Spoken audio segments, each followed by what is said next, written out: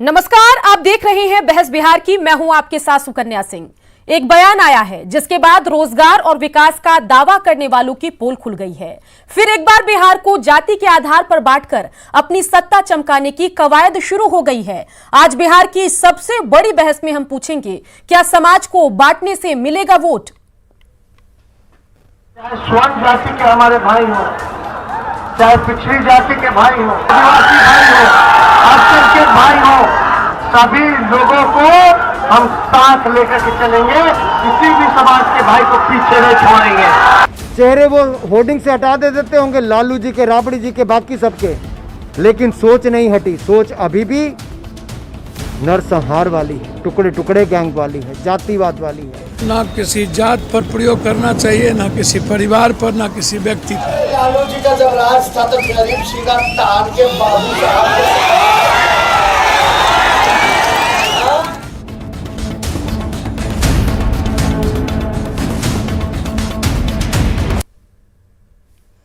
तो क्या समाज को बांटने से मिलेगा वोट? इस सवाल का जवाब तो हम ढूंढेंगे ही, साथ ही आपको अपने 1 घंटे के डिबेट में बाबू साहब का मतलब भी बताएंगे।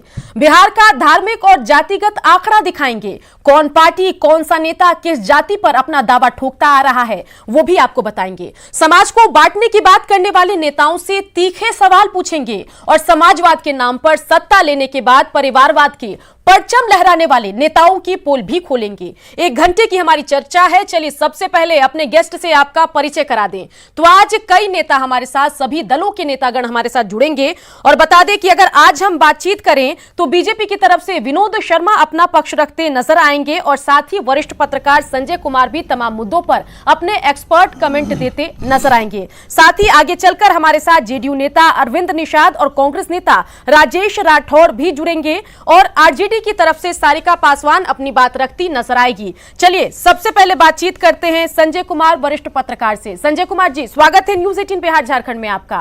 पहले तो बात रोजगार की, और जब लगा कि इससे बात नहीं बनेगी तो जातिगत बात होने लगी। किस दिशा में जा रहा है बिहार, ये बताइए। नहीं, ध्रुवीकरण की राजनीति तो यहाँ होते रही है और खास करके जो क्षेत्रीय पार्टियां होती हैं उनको तो वो सूट करता है, क्योंकि उनके आधार वही होते हैं, वही ध्रुवीकरण पर वो उसी के इर्द गिर्द उनकी राजनीति की दिशा तय होती है, दशा तय होती है। तो वो लगता है कि ठीक है, मुद्दे तो हैं, मुद्दे को हम एड्रेस करेंगे, लेकिन वो खुद स्पष्ट नहीं होते हैं कि ये मुद्दे के भरोसे ये वोट जो है हमारे हिस्से में आएंगे या किन्हीं और के हिस्से में भी चले जा सकते हैं। तो थोड़ा क्लियरिफाई होने के लिए वो फिर वहाँ पर दाव लगाते हैं। अगर थोड़ा फ्लैशबैक में हम आपको ले चलें तो आपने देखा होगा कि पिछली बार मोहन भागवत का एक बयान, आरक्षण की समीक्षा वाली बयान को कैसे महागठबंधन ने लिया और फिर परिणाम क्या आया था बिहार में, तो सबको पता है। तो चीज़ें जहां सूट करती है वहां लोग दाव लगाने से बाज नहीं आते हैं। आइडियोलॉजी की बात जितना कर लें कि हमारी आइडियोलॉजी, हम समाजवादी विचारधारा के रहे हैं, हम वामपंथी विचारधारा के रहे हैं, हम दक्षिणपंथी विचारधारा के रहे हैं, हम राष्ट्रवादी विचारधारा के रहे हैं, वो बात करते हैं, लेकिन जहाँ पर उनको लगता है कि इसको साधना बहुत आसान है, वहाँ पर वो अपना दाव फेंकने में भी कोई परहेज नहीं करते हैं। वहाँ पर दाव चलते हैं और देखते हैं कि उसके रिएक्शंस क्या आते हैं। तो स्वाभाविक है कि अगर एक पर आप अटैक कीजिएगा तो दूसरे का ध्रुवीकरण का तो लाभ मिलता है, क्योंकि दूसरे लोग खुश होते हैं कि चलो उनको आप टारगेट कर रहे हैं, तो स्वतः जो दूसरे लोग हैं, जो उनके अपोनेंट्स होते हैं, वो गोलबंद हो जाते हैं और उनको साधने में उनको कामयाबी मिल जाती है। तो ये प्रयोग राजनीति में चलते रहा है कि आइडियोलॉजी को सैद्धांतिक तौर पर रखो और बेसिक तौर पर जो सामाजिक जो ताना बाना है उसी के इर्द गिर्द अपने बयान को रखो। संजय जी, अगर हम बात करें राजनीतिक दलों की, तो हमारे ही मंच पर, हमारे ही डिबेट में आकर तमाम आरजेडी के नेता, चाहे अनवर हुसैन साहब हो, मृत्युंजय तिवारी हो, उन्होंने कहा कि पहली बार बिहार का चुनाव जो है रोजगार के मुद्दे पर हो रहा है, बिहार के विकास के नाम पर हो रहा है। लेकिन अगर इस बयान की बात करें तो लग रहा है कि फिर से अपने पुराने इतिहास की तरफ आरजेडी जा रही है और शायद उनके पास कोई चारा भी नहीं है। उनको पता है कि जब तक इस मुद्दे पर बात नहीं होगी तब तक वोटों का ध्रुवीकरण नहीं होगा, एमवाई कॉम्बिनेशन हमारे साथ नहीं आएगा। क्या कहेंगे? मुझे भी लग रहा था कि अब विकास बनाम रोजगार इस बार बिहार का मुद्दा हो गया और अच्छा लगा कि चलिए एक बिहार नए फेज में प्रवेश किया। जो सोशल समीकरणों को साध कर करके लोग सत्ता में आते थे, अब उससे बिहार निकला और बिहार का भला होगा। लेकिन फिर चीजें वहीं आकर के रुक गई। अब चले थे वहां के लिए और फिर बैकफुट पर आकर के वहीं पर ठहर गए, चूंकि लगा कि ध्रुवीकरण में ये हमको सूट करता है। तो मैं तो कह रहा हूं कि आपको नहीं, मुझे भी लग रहा था कि कोई विकास के दावे कर रहे हैं कि देख लीजिए मैंने क्या विकास के आयाम तय किए, विकास की कितनी लंबी रेखा हमने खींची। और कोई कह रहा है कि ठीक है विकास की लंबी रेखा तो खींची, लेकिन ये नौजवानों के सपनों का क्या होगा। ये नौजवान जो हैं वो 30 वर्ष के 35 वर्ष के नौजवान के आंखों में सपना है, लेकिन सामने कुछ तस्वीर नहीं दिखाई पड़ रही है कि आखिर हमें कहाँ मिलेगी जगह जहाँ पर हम अपने भविष्य को तय कर पाएंगे। तो रोजगार और विकास के बीच में जो चीजें चल रही थी, बहुत अच्छा डिस्कोर्स था, बहुत अच्छा चीजें चल रही थी। लग रहा था कि नहीं अब बिहार इसके इर्द गिर्द ठहरेगा। बने रहिए, एक पूरी हम रिपोर्ट दिखाते हैं और आखिर वो बयान क्या कुछ था, उसके बाद सियासत में क्या कुछ बयानात आते गए। पूरी रिपोर्ट हम एक बार देखते हैं, अपने दर्शकों को दिखाते हैं। लालू जी का जब राज था तो गरीब सीधा तान के बाबू साहब लेकिन सब लोगों को हम साथ लेंगे। जो काम करेगा कर्मचारी सम्मान मिलेगा, जो गलत काम करेगा सजा मिलेगा।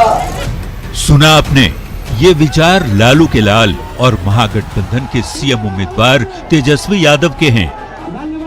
तेजस्वी अब तक विकास की बात करते रहे हैं, रोजगार की बात करते रहे हैं, युवाओं को उज्जवल भविष्य का सपना दिखाते रहे हैं।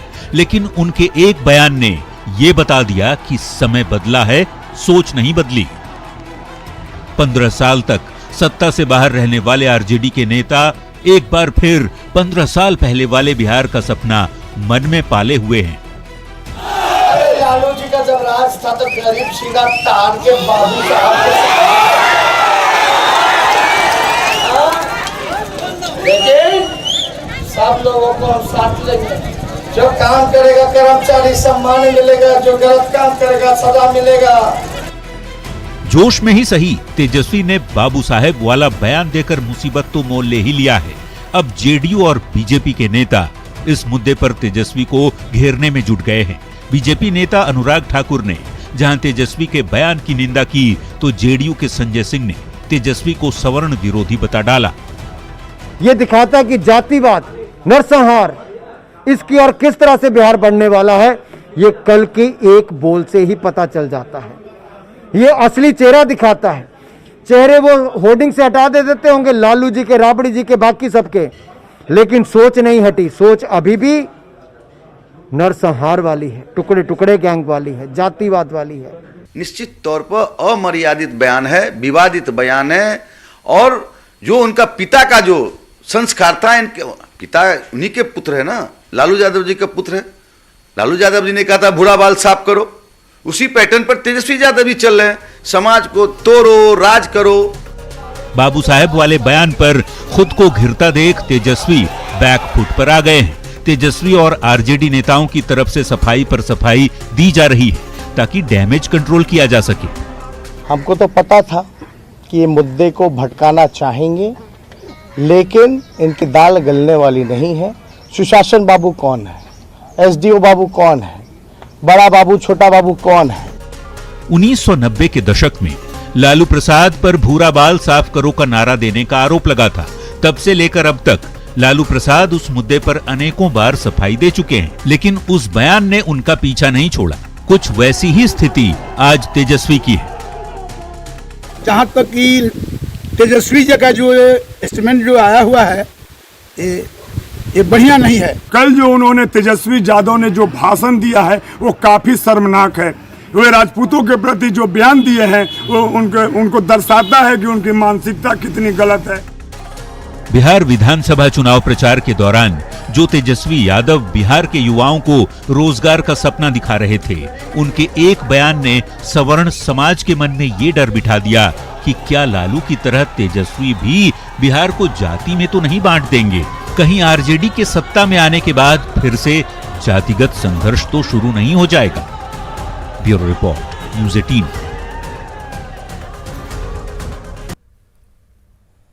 तो बिल्कुल यहाँ पर पूरी रिपोर्ट आपने देखी, मामला क्या कुछ था और किस तरीके से बाबू साहब को अपने शब्द में डिफाइन करने की कवायद चली। हमारे साथ जेडीयू नेता अरविंद निषाद भी जुड़ गए हैं। अरविंद निषाद जी, पहले बाबू साहब को लेकर इस शब्द का इस्तेमाल करके एक बयान दिया ताकि जो शोषित वर्ग है उसकी सहानुभूति ली जा सके, उनका वोट लिया जा सके, और अगले बयान में बाबू साहब का अलग डेफिनेशन दे दिया।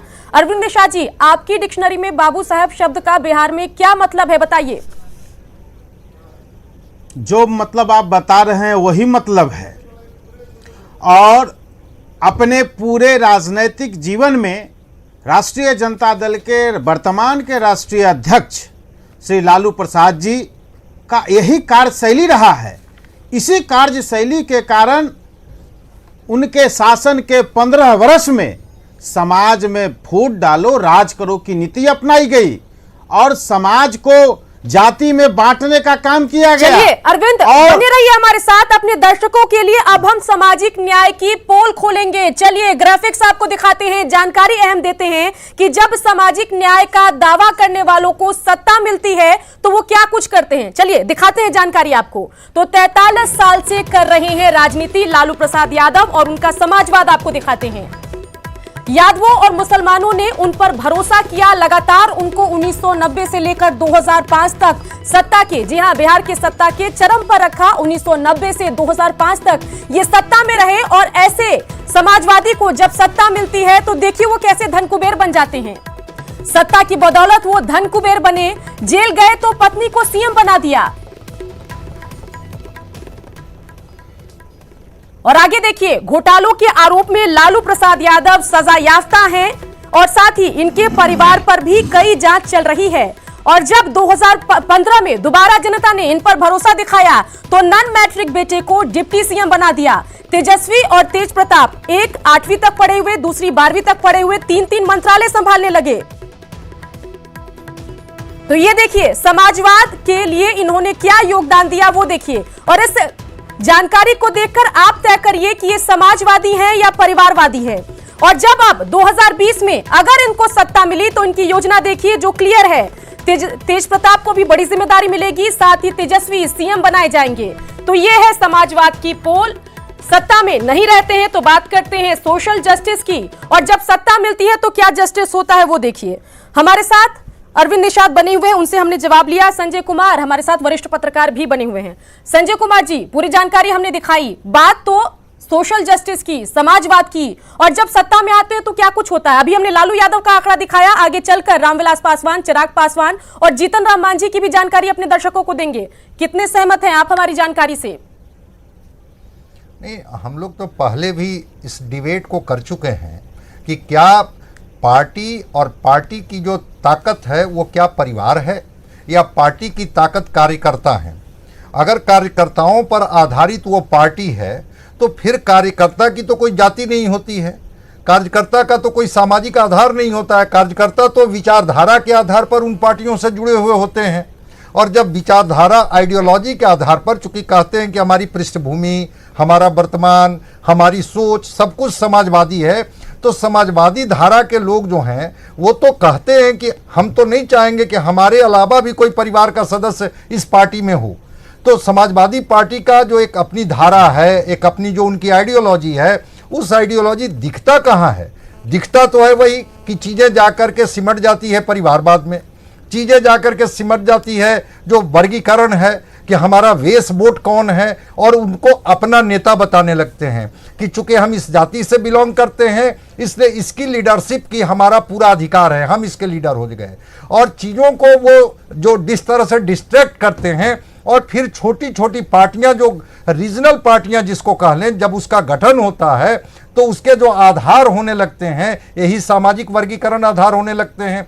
कोई अपने को दलितों का नेता बताने लगते हैं, कोई पिछड़ों का नेता बताने लगते हैं, कोई अति पिछड़ों का नेता बताने लगते हैं, कोई अगड़ों का नेता बताने लगते हैं।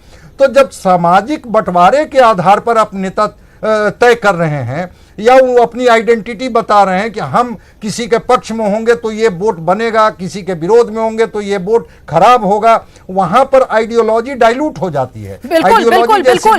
अपने दर्शकों को जानकारी के लिए हम यहाँ पर बता दें कि हमने आरजेडी की तरफ से गेस्ट भी बुलाया था ताकि आरजेडी भी उस पूरे बयान पर अपना पक्ष रखे, लेकिन लगातार फोन करने के बाद, भरोसा दिलाने के बाद भी आरजेडी की तरफ से इस डिबेट में कोई नहीं आया। चलिए अब बातचीत करते हैं विनोद शर्मा बीजेपी नेता से। विनोद शर्मा जी, एक यहां पर दांव खेला है तेजस्वी यादव ने और बाबू साहेब शब्द को डिफाइन भी पहले बाद में कुछ और किया और पहले उस शब्द को लेकर कुछ और बयान दिया। आपकी नजर में बाबू साहेब शब्द का बिहार के लिहाज से क्या डेफिनेशन है और जो बयान देकर वोट बैंक की राजनीति करने की कोशिश आरजेडी ने की है, उसके बाद आप क्या कहेंगे? क्या लगता है फायदा होगा? सुकन्या जी, बाबू साहेब का अर्थ स्पष्ट है, पूरा देश जानता है, बिहार जानता है, उसमें कहने की जरूरत नहीं है, एक शब्द काफ़ी है बाबू साहेब। लेकिन जहाँ तक चाल चलने की बात है, इनके पिताजी लालू प्रसाद जी ने भी भूरा बाल साफ करो का नारा दिया था, लेकिन वो चला, उसमें मैं मानता हूँ कि उसमें सफल हुए, लेकिन वो परिस्थिति और आज की परिस्थिति में अंतर है। उस समय कांग्रेस का शासनकाल था और स्वर्णों का अधिकार लोग कहा जाता था, स्वर्ण ही मुख्यमंत्री होते थे, इसलिए चल गया था। लेकिन अभी देश का मंत्री, प्रधानमंत्री हमारे आदरणीय नरेंद्र मोदी जी सभी के नेता हैं, अगड़े पिछड़े, गरीब गुरबे, दलित, सब ने उनको नेता माना है और दूसरी बार 2/3 बहुमत से भेजा है। तो इसलिए नारा अब नहीं चलेगा, वो भी नारा लगा लें, कितना भी वर्ग भेद कर लें, जात पात कर लें, ये नहीं चलेगा। क्योंकि बिहार में भी हमारे आदरणीय मुख्यमंत्री नीतीश कुमार जी, उप मुख्यमंत्री सुशील मोदी जी सबके चहेते हैं, सबके लिए किया है, बिहार के लिए विकास किया है और बिहार को एक ऊंचाई पर ले जाने का काम किया है। चलिए, सबसे अच्छी बात है कि इस बयान से कांग्रेस ने किनारा कर लिया है। कांग्रेस नेता अनिल शर्मा ने क्या कुछ कहा है वो जरा हम अपने दर्शकों को दिखाते हैं। तो उन्होंने कहा है कि बिहार की चुनावी सभा की उन्होंने बात की है, जिसमें राजद नेता यानी कि तेजस्वी यादव का बयान जो है, लालू जी के राज में गरीब बाबू साहेब की छाती पर चढ़कर चलता था, कांग्रेस की सामाजिक सद्भाव की सोच के विपरीत है, सामाजिक विद्वेष फैलाने वाला यह बयान है। तेजस्वी जी को ऐसे उन्मादियों से, ऐसे उन्मादी वाले बयानों से बचना चाहिए, यह कहना है कांग्रेस नेता अनिल शर्मा का। तो बेशक यहां पर अगर आरजेडी का बयान आया और उसके बाद कांग्रेस ने उस बयान को समाज को बांटने वाला बताया, तो कहीं ना कहीं आपकी सहयोगी कांग्रेस भी मानती है कि यह बयान जो है बिहार के लिहाज से ठीक नहीं है, यहां के वोटर्स के लिहाज से ठीक नहीं है। बेशक यह बयान आपकी राजनीति को चमका दे, लेकिन यह बिहार की एकता के लिहाज से बयान ठीक नहीं है। चलिए, हमारे साथ लगातार तमाम पार्टियों के नेता बने हुए हैं। अब बातचीत करते हैं अरविंद निषाद जेडीयू नेता से। अरविंद जी, मेरे पास तो कई सवाल आरजेडी के लिए थे, लेकिन आरजेडी की तरफ से कोई आया नहीं, इसलिए मैं आपसे ही सवाल पूछती हूं। अरविंद निषाद जी, ना आरजेडी की तरफ से कोई आया ना कांग्रेस की तरफ से, ये बताइए कि बाबू साहब तो छोड़ दीजिए, लेकिन एक जमाने में रघुवंश बाबू की छाती पर चढ़कर मुख्यमंत्री बनाया गया था राबड़ी देवी को, और अब कई नेताओं को दरकिनार कर तेजस्वी यादव को मुख्यमंत्री बनाने की कवायद है लालू प्रसाद यादव की। और 2015 की अगर हम बात करें तो सभी लोगों को दरकिनार कर कम एक्सपीरियंस वाले, कम राजनीतिक एक्सपीरियंस वाले तेजस्वी यादव को डिप्टी सीएम बना दिया गया था। क्या कहेंगे? कोई सीना तान कर चले न चले, तेज ब्रदर्स जरूर बिहार में सीना तान कर चलते हैं।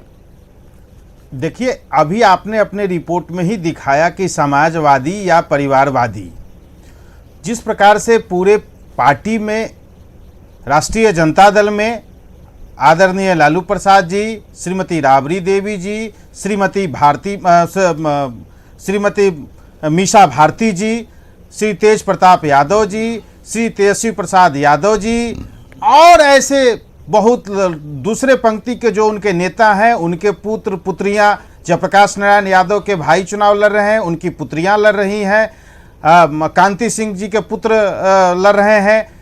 इस तरह से कई ऐसे राष्ट्रीय जनता दल में परिवारवाद के लोग अपने पिता के दम पर, अपनी मां के दम पर, अपने भाई के दम पर चुनाव लड़ रहे हैं। इससे स्पष्ट होता है कि राष्ट्रीय जनता दल में परिवारवाद को प्राथमिकता दी जाती है और परिवारवाद के प्राथमिकता के कारण ही राष्ट्रीय जनता दल में जो समाजवादी विचारधारा से जो निकले हुए लोग थे, जिन्होंने डॉक्टर लोहिया के साथ काम किया था, जो कर्पूरी ठाकुर जी के साथ काम किया था, बीएन मंडल जी के साथ काम किया था, जो प्रजा सोशलिस्ट पार्टी के राष्ट्रीय अध्यक्ष थे, संयुक्त सोशलिस्ट पार्टी के विलय के बाद फिर उसके भी अध्यक्ष बने थे। ऐसे लोगों के साथ जिन्होंने काम किया, ऐसे तमाम लोगों को हाशिए पर रख देने का काम किया गया, ऐसे लोगों को पोस्टर बैनर से गायब कर दिया गया। ये जनता के बीच है, जनता को निर्णय लेना है। चलिए आम चुनाव में हम लोग अभी हैं। अरविंद जी, अभी तो आप खुलकर सवाल उठाएंगे आरजेडी के परिवारवाद पर, लेकिन जब मैं हम पर आऊंगी तो आप कुछ नहीं कहेंगे। इस पर भी हम लोगों ने एक दिन डिबेट किया था। मैंने आपको स्पष्ट तौर पर उस डिबेट में भी मैंने बताया था कि जिन उम्मीदवारों को हम लोगों ने बनाया है उनके बारे में, उनकी पृष्ठभूमि और उनके संघर्ष के बारे में और पार्टी के योगदान के बारे में भी, उनके ऐतिहासिक तथ्यों के बारे में भी हम लोगों ने चर्चा की थी। ऐसे तमाम लोग जो एनडीए के प्रत्याशी हैं, पूर्व में उन्होंने पार्टी संगठनों में काम किया है, जन संघर्षों में उन्होंने अपना योगदान दिया है। सिर्फ एक परिवार के व्यक्ति होने के कारण उनको उम्मीदवार नहीं बनाया गया है, चाहे वो हमारे संजीव चौरसिया जी हो या अन्य लोग हों। चलिए बने रहिए। अभी हम अपने दर्शकों को 10 सवाल दिखाएंगे जिनका जवाब देने के लिए ना तेजस्वी यादव है, ना आरजेडी का कोई नेता है, ना ही कांग्रेस का कोई नेता है। हर जगह तेजस्वी यादव अपने भाषणों में कहते हैं कि मैं सबको डिबेट के लिए चैलेंज करता हूं, मैं मुख्यमंत्री नीतीश कुमार के साथ चर्चा करना चाहता हूं, किसी भी मुद्दे पर बात कर सकता हूं। लेकिन जब बात न्यूज 18 बिहार झारखंड के डिबेट की होती है और कोई तीखा हमला, तीखा सवाल आरजेडी से पूछा जाता है, तो तेजस्वी यादव को तो छोड़ दीजिए, उनके तमाम नेता कार्यकर्ता व्यस्त हो जाते हैं और टाइम देने के बाद भी आने से इनकार कर देते हैं। तो बिहार के वोटरों से 10 सवाल तो है, लेकिन तेजस्वी यादव से 10 सवाल हम पूछ रहे हैं। जवाब चाहते हैं हम तेजस्वी यादव और राष्ट्रीय जनता दल से, लेकिन जवाब देने के लिए कोई भी उनका नेता कार्यकर्ता यहां पर मौजूद नहीं है और मजबूरी में हमें डिबेट जो है जेडीयू, बीजेपी और वरिष्ठ पत्रकार के साथ बातचीत करके आगे बढ़ानी पड़ रही है, क्योंकि आज का जो मुद्दा है उसमें सबसे बेहतर तरीके से इस बयान पर जस्टिफिकेशन आरजेडी की तरफ से आ सकता था, लेकिन आरजेडी ने अपने किसी नेता कार्यकर्ता को यहां नहीं भेजा। एक सवाल मेरा तेजस्वी यादव से यह है कि नीतीश कुमार से, नरेंद्र मोदी से आप बाद में डिबेट कीजिएगा, बिहार के सरोकार से जुड़े मुद्दों पर कम से कम हमारे डिबेट में तो किसी को भेजिए। क्या कुछ सवाल है वो जरा आप देखिए। क्या बिना समाज को बांटे वोट नहीं मिलेगा? यादवों पर अन्याय करने वाले आखिर अनंत को टिकट क्यों दिया गया? अनंत सिंह का इतिहास है यादवों पर अन्याय का, उसको आप टिकट दे देते हैं, उनके लिए चुनाव प्रचार करते हैं, फिर आप कैसे सोशल जस्टिस की बात कर सकते हैं? और जब सत्ता मिलती है तो क्या कुछ आपका समाजवाद किस तरीके से परिवारवाद में बदल जाता है, वो भी हम अपने दर्शकों को दिखा रहे हैं। तो ये 10 सवाल तेजस्वी से और इसके बाद हमारे वोटर्स से भी हमारे 10 सवाल हैं, वो हम दिखाएंगे और चर्चा को आगे बढ़ाते हैं। संजय कुमार वरिष्ठ पत्रकार हमारे साथ बने हुए हैं। संजय जी, अच्छा नहीं होता कि आरजेडी की तरफ से कोई आता और इस पूरे बयान पर अपने जस्टिफिकेशन को यहां पर देता, अपनी सफाई पेश करता? नहीं, बिल्कुल आना चाहिए था और आकर के वो चीज़ों को स्पष्ट करते, संदर्भ बताते। तेजस्वी जी तो संदर्भ बता रहे थे कि भाई हम बाबू साहेब किसके लिए हमने संबोधित किया है और उसको लोगों ने किस अर्थ में लिया, तो आना चाहिए था और उनके रिप्रेजेंटेटिव आते, उनके स्पोक्स पर्सन आते तो बेहतर तरीके से वो समझा पाते कि हमारा संदर्भ ये था, हमारा कहने का मतलब ये था। संजय जी, मुझे तो लग रहा है कि जानबूझकर इस गांठ को उलझा छोड़ दिया गया है ताकि अपनी सहूलियत के हिसाब से हर लोग अपना जो है इसका मायने मतलब निकाले और वोटों का ध्रुवीकरण हो और एमवाई कॉम्बिनेशन बना रहे। नहीं, हो सकता है अगर मान लिया जाए कि उनके मन में ये चीज़ें चल रही होगी तो ठीक है। तो मैं तो कह रहा हूं कि पहली बार विकास बनाम रोजगार का डिस्कोर्स में बिहार गया था और बिहार के लोग जो थे, बिहार का नौजवान जो था, वो बड़ा उत्साहित होकर के इन चीज़ों को सुन रहा था, समझ रहा था और इंतजार कर रहा था कि कल एक बेहतर सरकार हमारे सामने आए जो हमारे रोजगार के सपनों को आकार दे। लेकिन फिर चीज़ें अगर वहीं लौट के जाती है तो मैं तो समझता हूं कि फिर एक कदम आगे भी नहीं बढ़ पाया, वो लोग पीछे हट गए, 2 कदम पीछे चले गए।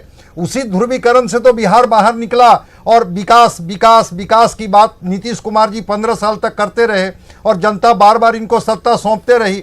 अब उस विकास में भी जो चीज़ें छूट रही थी उस पर विपक्ष ने अटैक किया और कहा कि रोजगार कहाँ है।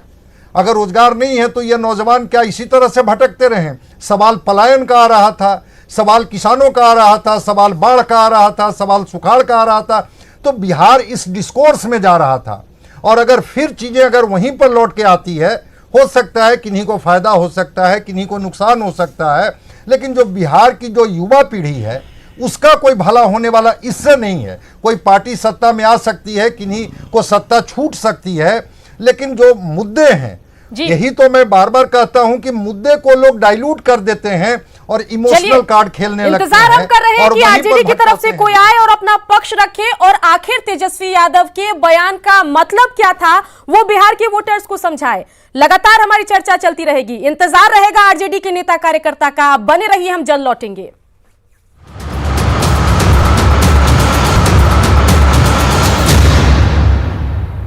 तो आज का सवाल कि समाज को बांटने से क्या वोट मिलेगा, और ये चर्चा इसलिए क्योंकि तेजस्वी यादव ने एक बयान दिया है और उस बयान के बाद लगातार उस बयान के अलग अलग मायने भी निकाले जा रहे हैं और बिहारवासी पूछ रहे हैं कि रोजगार की बात करने वाले तेजस्वी यादव, पलायन की बात करने वाले तेजस्वी यादव अब बाबू साहब का जिक्र क्यों कर रहे हैं। इसी पर हम चर्चा कर रहे हैं और वरिष्ठ पत्रकार संजय कुमार हमारे साथ बने हुए हैं, साथ ही बीजेपी और जेडीयू के नेता भी लगातार हमारे साथ जुड़े हुए हैं। विनोद शर्मा जी बीजेपी नेता है हमारे साथ। विनोद शर्मा जी, ये बताइए कि जिस तरीके से बिहार में लग रहा है कि रणनीति के तहत सब कुछ हो रहा है, जानबूझकर ऐसा किया जा रहा है, और जैसे ही फर्स्ट फेज का इलेक्शन नजदीक आया, मतदान नजदीक आया, बात राजनीति, जी हां, बिहार के विकास और रोजगार से शिफ्ट होकर बाबू साहेब पर चली गई। क्या कहेंगे?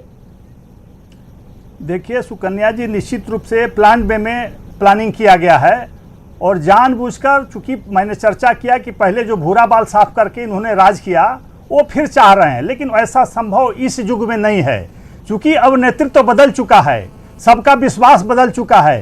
पूरा देश आज विश्वास करता है नरेंद्र मोदी जी पर, बिहार पर विश्वास करता है नीतीश कुमार पर। तो अब उनका सोच नहीं, वो एक सिमट के रह जाएंगे अपने दायरे में, और बिहार आज चाहता है फिर से खुशहाली, विकास, और अंधेरगर्दी नहीं चाहता है। जो अंधेरगर्दी झेला है बिहार 15 साल के कुशासन में राजद के, वो नहीं चाहेगा। सैकड़ों नरसंहारों, मैं एक दो का जिक्र करना चाहूंगा। मदनपुर जैसी घटना जिसमें 65 लोगों को रेप दिया गया था, महिलाओं बच्चों को।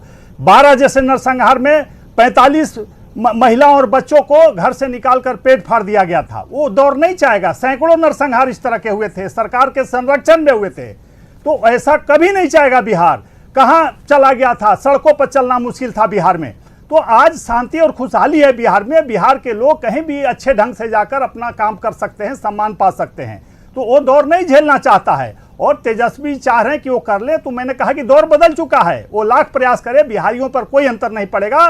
बिहारी चाहते हैं कि बिहार में विकास हो, खुशहाली हो, और फिर दौड़े विकास की पटरी पर। वो हमारे नरेंद्र मोदी जी ने करके दिखा दिया है पूरे देश को कि आज घर घर बिजली, और हमारे आदरणीय नीतीश कुमार जी ने हर घर में नली गली और पानी की व्यवस्था कर दी है। शांति और खुशहाली है। रात में 12 बजे भी हम घर जाते हैं, कोई डर नहीं लगता है कहीं भी, किसी महिला और बच्चे को भी। तो आप जान लीजिए कि इनका प्लान जो चल रहा है, जो भी इनके सलाहकार हो गलत सलाह दे रहे हैं, चूंकि इनके आइकॉन को भी देख चुका है। इनके आप देखिए जो घोषणा पत्र है उसमें कहीं सुरक्षा का बात नहीं है, कहीं सुशासन की बात नहीं है। उन्होंने अपना केवल उटपटांग बातें की है, केवल बहकाने वाली बातें की है। और इनके आइकॉन आज अनंत सिंह हो सकते हैं, राजवल्लभ यादव हो सकते हैं, अरुण यादव हो सकते हैं। तो कैसे लोग विश्वास करेगा? क्यों नहीं समझा? फिर चलिए बने रहिए हमारे साथ। अरविंद निषाद जेडीयू नेता भी हमारे साथ बने हुए हैं। अरविंद निषाद जी, जब मुख्यमंत्री नीतीश कुमार ने राबड़ी देवी और लालू यादव के बच्चों की संख्या पर सवाल उठाया, तो तेजस्वी यादव ने इसे महिला विरोधी पूरे बयान को बता दिया, और पूरे बयान को सिर्फ अपने परिवार तक सीमित न रह के ये कह दिया कि ये जो बयान है वो महिलाओं की जो प्रतिष्ठा होती है उसके खिलाफ है। क्या कहेंगे? नहीं, देखिए, मुख्यमंत्री जी का जो संदर्भ था, मुख्यमंत्री जी ने जो जिस सवाल को उठाया था वो महिला विरोधी के संदर्भ में नहीं मुख्यमंत्री जी का सवाल था। मुख्यमंत्री जी ने कहा कि भाई आज परिवार का संतुलन होना चाहिए, और परिवार में जिस प्रकार से हम लोगों ने समाज में परिवार प्रजनन क्षमता को घटाया है, और जिस प्रकार से हम लोगों ने महिला और महिला सशक्तिकरण की दिशा में और बालिकाओं को शिक्षा ग्रहण कराने की दिशा में बालिका उच्च शिक्षा कैसे ग्रहण करे, इसके बारे में मुख्यमंत्री जी ने बताया था। और मुख्यमंत्री जी लगातार बालिकाओं के उच्च शिक्षा के लिए लगातार आर्थिक सहायता दे रहे हैं। राज्य सरकार की ओर से पोशाक राशि दी जा रही है, साइकिल दी जा रही है, और लगातार उनके लिए नौकरियों में आरक्षण की व्यवस्था की गई, 35% आरक्षण की व्यवस्था की गई, एकल पदों पर पंचायती राज संस्थाओं में आरक्षण दिया गया, महिलाओं के विकास के लिए पहली बार देश में नीतीश कुमार जी ने महिला के मांग पर शराबबंदी किया, महिला के काम। चलिए, शराबबंदी की बात की आपने। संजय कुमार वरिष्ठ पत्रकार हमारे साथ बने हुए हैं। संजय जी, कांग्रेस ने एक शिगुफा छोड़ दिया शराबबंदी की समीक्षा की बात कहकर, क्लियर नहीं किया कि समीक्षा मतलब आप सख्त कानून लाएंगे या शराबबंदी हटा देंगे बिहार से। और अब आरजेडी की तरफ से एक बयान, और वो भी शिगुफा बाबू साहब वाले बयान को देकर छोड़ दिया गया है और सफाई देने के लिए भी कोई यहां पर नहीं आया है, क्या कहेंगे? नहीं, कांग्रेस ने किस संदर्भ में बयान दिया है वो तो कांग्रेस समझे, लेकिन हाँ इतनी बात जरूर है कि कोई भी चुनी हुई सरकार कोई सामाजिक मुद्दे को छूना नहीं चाहती है। नीतीश कुमार ने एक हिम्मत तो की कि उन्होंने इसकी परवाह नहीं की कि इसके लाभ हमें क्या होंगे, घाटे क्या होंगे, लेकिन उन्होंने शराबबंदी की। अगर शराबबंदी के कानून में कहीं कोई गड़बड़ी है या लगता है कांग्रेस को कि नहीं इसमें सुधार की गुंजाइश है, तो उन्होंने भी चीज़ों को भेग में रखा। जैसे अभी आप बता रही थी कि लोग क्या करते हैं कि भेग में चीज़ों को रखते हैं ताकि इसके कई अर्थ लगाए जा सके और समझने वाले अपने तरीके से इसका इंटरप्रिटेशन करें। तो कांग्रेस को बताना चाहिए था कि क्या आप चाहते हैं, शराबबंदी के जो कानून हैं उस कानून में जो गड़बड़ियां हैं, या जो आप आरोप लगाते हैं कि घर घर शराब की डिलीवरी हो रही है इस पर आप प्रतिबंध लगाएंगे, या जो शराबबंदी है इसको आप हटाएंगे। तो उन्होंने भी भेग में चीज़ों को रख दिया। तो जब भेग में चीज़ें होती हैं तो उसके कई लाभ लेने की कोशिश की जाती है कि चलो एक हमने डाला लोगों के बीच में, एक इश्यूज है लोगों के बीच में, शराबबंदी को लेकर के जनता के मन में कहीं ना कहीं से आक्रोश है, हम एक वोट बैंक को अपने तरीके से अट्रैक्ट करेंगे कि भाई आपको देखिए जेल में डाला जाता है और एक वैसे लोग जो सक्षम लोग हैं वो शराब पीने के बाद भी वो कैसे बच जाते हैं। तो वहाँ भी एक कोशिश की गई एक डिप्लोमेटिक तरीके से अप्रोच करने का, उनको कनेक्ट करने का कि जब हम सत्ता में आएंगे तो हम अपने तरीके से इस कानून को देखेंगे। बिल्कुल बिल्कुल। और आज हमें उम्मीद थी कि चलिए आरजेडी की तरफ से कोई नहीं आया, कांग्रेस आकर इस बयान पर अपनी राय रखे, लेकिन ट्विटर पर तो बेशक कांग्रेस ने बयान से किनारा कर लिया, लेकिन डिबेट में आकर उन्होंने साफ नहीं किया कि क्या वो तेजस्वी यादव के इस बयान के साथ हैं या खिलाफ हैं, और इस बयान के मायने कांग्रेस क्या निकाल रही है। इसको डिबेट में आकर कांग्रेस के किसी नेता ने साफ नहीं किया, और साथ ही आरजेडी के किसी प्रवक्ता का इंतजार हम अभी भी कर रहे हैं कि आप आइए और समझाइए हमें कि तेजस्वी यादव के उस बयान का मतलब क्या था। क्या सवर्ण बिहार के वोटर नहीं हैं? क्या आप उनकी क्या स्थिति होगी अगर आपका राज आता है, आपको सत्ता मिलती है, आप यहां आकर बैठकर साफ करते, उस बयान का मतलब बताते। लेकिन आरजेडी की तरफ से कोई नहीं आया। लगातार हम इस मुद्दे पर चर्चा कर रहे हैं और इन सब के बीच कुछ सवाल हम अपने वोटर से भी पूछना चाहेंगे। वो सवाल अभी हम आपको आपके टेलीविजन स्क्रीन पर दिखाएंगे कि आखिर हमारे सवाल क्या कुछ हैं बिहार के वोटरों के लिए। वो जरा आप देखिए, आप किस मुद्दे पर मतदान करेंगे, जाति या विकास के नाम पर? दूसरा सवाल, जाति के जंजाल से कब निकलेगा बिहार? जाति के जंजाल से आखिर बिहार कब निकलेगा? और जाति के आधार पर वोट से क्या बिहार का विकास हुआ? आपको बांटकर कहीं अपनी राजनीति तो नहीं चमकाते ये नेता। जाति कार्ड सिर्फ वोट बैंक की राजनीति तो नहीं। चुनाव से पहले जाति जाति और चुनाव के बाद परिवारवाद।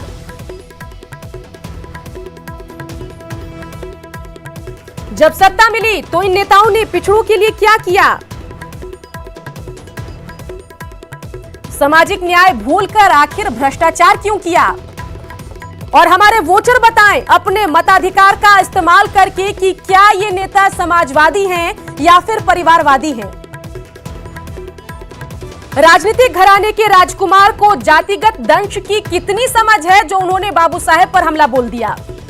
चलिए, किस बाबू साहेब के लिहाज से यह बयान आरजेडी का था वो तो हम लगातार पता करने की कोशिश कर रहे हैं। आरजेडी की तरफ से कोई सफाई देने नहीं आया, लेकिन मेरा एक सवाल है कि पता नहीं बाबू साहेब के सामने सब सीना तान कर जो शोषित वर्ग है चलता था या नहीं, लेकिन रघुवंश बाबू के सामने सीना तान कर राबड़ी देवी मुख्यमंत्री बन जाती है। और जब 2015 में दोबारा सत्ता में आती है आरजेडी तो तमाम बड़े नेताओं को दरकिनार कर तेजस्वी यादव सीएम बन जाते हैं। लगातार इस मुद्दे पर हमारी चर्चा चल रही है और हमारे साथ जेडीयू नेता अरविंद निषाद भी बने हुए हैं। अरविंद, आप भी कई बार इस डिबेट में आते हैं और इस बार आरजेडी के जितने भी नेता प्रवक्ता आए सबने यही दावा किया कि इस बार का चुनाव जो है हम रोजगार पर लड़ेंगे। नीतीश कुमार ने कोई विकास नहीं किया, हम विकास के मुद्दे पर चुनाव लड़ेंगे। तेजस्वी यादव 10 लाख नौकरियां देंगे।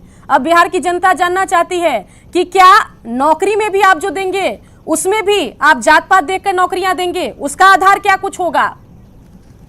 ये तो राष्ट्रीय जनता दल और तेजस्वी यादव को बताना चाहिए।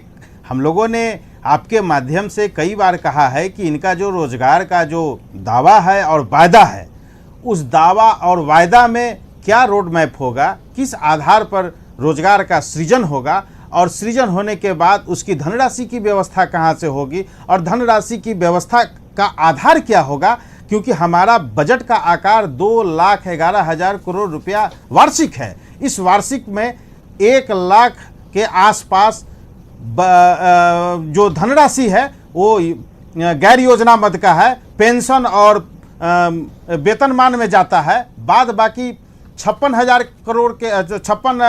करोड़ के आसपास विकास की धनराशि में हम लोग खर्च करते हैं। जो योजना हमारी चल रही है उन योजनाओं पर हम लगाते हैं, तो आखिर ये रुपया कहाँ से आएगा?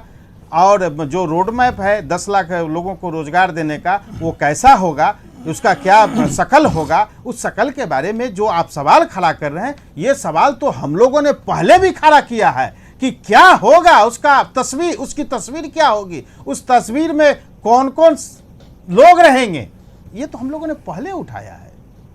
तो चलिए, सवाल आज का यह है कि समाज को बांटने से क्या वोट मिलेगा। और हमारे साथ जो हैं वरिष्ठ पत्रकार संजय कुमार भी लगातार बने हुए हैं। संजय कुमार जी, पहले रोजगार की बात करके 50% जो वोटर जिसकी आयु 39 साल से कम है उनको साधने की कवायद की गई, और अब जाति कार्ड खेल के जो 15% यादव वोटर है, 17% मुस्लिम वोटर है, उसको साधने की कवायद चल रही है।